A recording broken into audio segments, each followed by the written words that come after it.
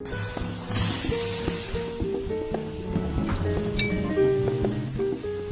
this is Cooking with Tony Rigatoni. Yeah, I know, I'm a joke, but the food, it's for real. Come on, let's watch. My name's Tony Rigatoni, and today we're cooking chicken fennel pepperonata stew. And I swear on my mother, it's freaking delicious.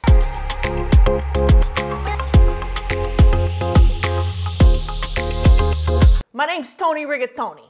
Who am I? I'm the heavy in a movie. I'm a friend you can always count on.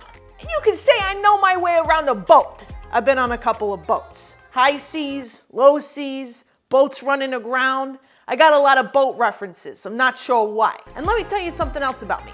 The recipes I release, they're not just okay. They're freaking incredible. Hands down, top of the shelf, all the diamonds in a pot, edible diamonds you can eat. They're amazing. These are the ingredients we're gonna be cooking with today. You need sweet potato, you need bell pepper, you need onion. This is where the pepperonata situation comes together. Boom! They made a baby, it's called Pepperonata Jr., all right?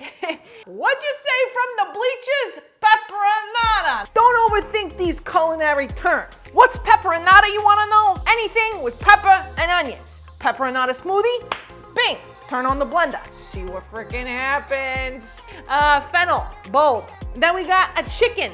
Can't go wrong with a little organic chicken, baby. Oh, this is gonna be so delicious. It's gonna make you wanna slap your mother. Let's get it started in here. Let's get it started in ha. Some people often ask me, how do you chop a bell pepper? Well, this is how you do it. Basically gonna go down the sides, take your knife, scoot yourself all the way around the core so you don't have to worry about any seeds coming out onto your board. Then you're gonna julienne it, just like so, all right? Same size of vegetables, cook at the same rate. That way you don't have to worry about overcooking or undercooking anything. Fennel is one of my favorite things to cook with. Then we're gonna take our fennel bulb, all right? I'm gonna shave off this little brown part right here. Then we're gonna do the same thing as we did before. We're gonna julienne our vegetables. Everything the same size. All julienne, bada bing, bada boom. All right, so the recipe calls for about a tablespoon of paprika, 2 teaspoons of fennel seed, 1 teaspoon of garlic powder. Crush 3 cloves of garlic, 1, 2, and 3. Now, there's 4 types of vegetables in this pan. To season this with salt correctly, what you wanna do is it's a pinch of salt for each vegetable. That's 1, 2, 3, 4. We're gonna season with olive oil. We already added our salt.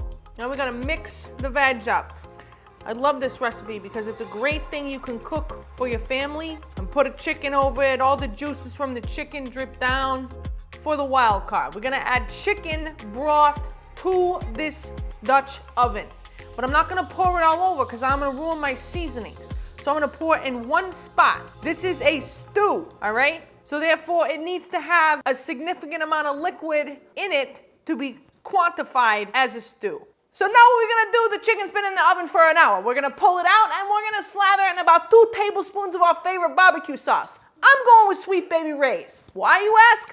I like sweet stuff. Ray's not a bad guy, and I happen to like it when people call me baby. Don't leave me in the corner. About 2 tablespoons, 1, 2. All right, you take the back of a spoon, and you want to coat it just like so. And this is gonna complement all of the vegetables. It's gonna cook for about 30 more minutes. So now we're gonna carve into our chicken. It's been resting for about 15 minutes. Take a look inside of our bird. Now, the one thing that I should note is that this chicken is particularly moist because of all the liquid inside of the pan. The liquid boils up and keeps dropping on the chicken through the cooking process. So it creates this moist kind of mesosphere of lovely, lovely, lovely goodness. Look at that. Got some nice sweet potato action in there. Some pepperonata. Very important part of this is to have the broth. You want the broth in there. It is a stew after all, you know?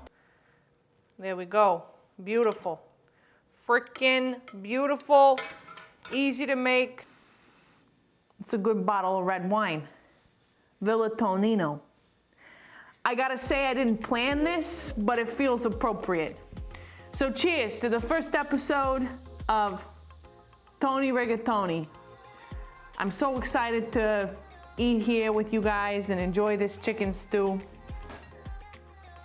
Last time I made this, it was delicious. I think this is gonna be equally delicious as well.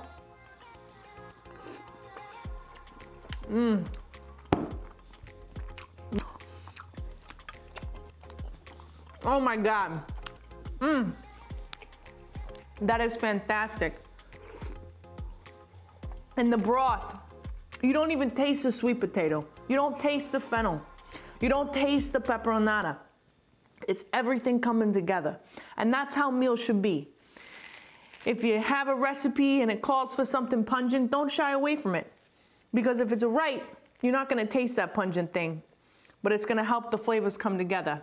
And I pair this with some nice sourdough bread. Absolutely fantastic. Thank you for watching if you made it this far. If you didn't, may you rest in peace. Cheers. Have a beautiful evening.